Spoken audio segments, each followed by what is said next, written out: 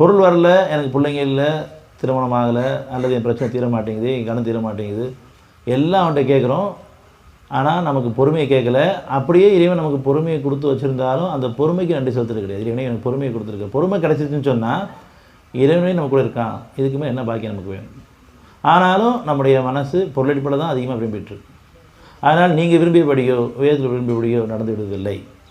உங்களுக்கு ஞானங்களை கொண்டு உங்கள் தகுதியை உயர்த்தி கொடுக்கும் பொழுது அது நன்மையாக இருக்கும். இல்லைன்னு சொன்னால் அவன் கொடுக்குறத நம்ம அலட்சியப்படுத்திடுவோம், அல்லது அதை இணைவிக்க ஆரம்பிச்சிடுவோம், அதில் குற்றங்களை சொல்ல ஆரம்பிச்சிடுவோம்.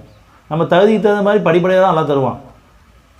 சுருக்கியும் தருவான், பெருக்கியும் தருவான், புதுசாகவும் தருவான், அல்லது சில இடங்களில் உபயோகப்படுத்தப்படுவோம் நம்மகிட்ட வரும். ஆனாலும் நம்ம எந்த அளவுக்கு அதுக்கு நன்றியோடு இருக்கிறோன்றது கவனிக்கிறோம். ஒன்றுமே இல்லாத நிலையில் நமக்கு ஒரு தேவை நிறைவேறுது. அந்த தேவை இப்போ நமக்கு என்ன நன்மை நமக்கு தெரியும். அதை போய் கொடுக்கும் பொழுது நம்ம அதை உதாசீனப்படுத்திடுவோம், அலட்சியப்படுத்திடுவோம். இல்லைன்னு சொன்னால் அதை நல்லதாக இருந்தால் இணை வைக்க ஆரம்பிச்சிடுவோம், மகிழ்ச்சி கொள்ள ஆரம்பிச்சிடுவோம். நம்ம எல்லாருக்குமே அந்த சூழலில் தான் நம்ம நிலைமை என்னென்னு தெரிய ஆரம்பிக்குது.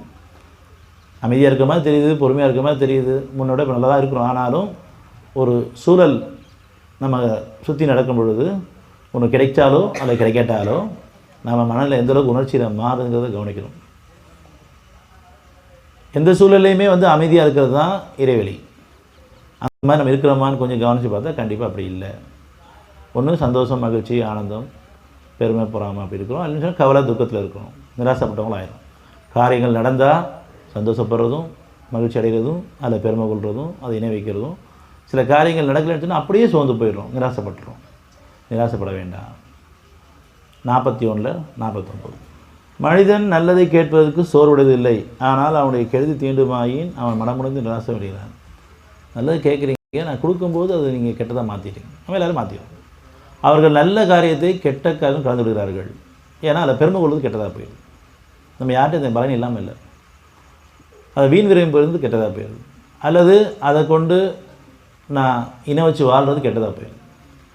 இது இருக்குது, நாளைக்கு இது கொண்டு வாழ்ந்துடலான்னு சொல்லிட்டு எதை நான் எனக்கு அனுமதிக்கப்பட்டிருக்கு அதை நம்ப ஆரம்பிச்சிடறேன். இப்படி நம்மளுடைய பலகீனங்கள் நிறைய நம்மகிட்ட இருக்குங்கிறத சோதனை காலங்களில் நமக்கு அறிவிக்கப்படுது. ஆனால் நம்ம கவனிக்காமல் இருக்கிறோம்.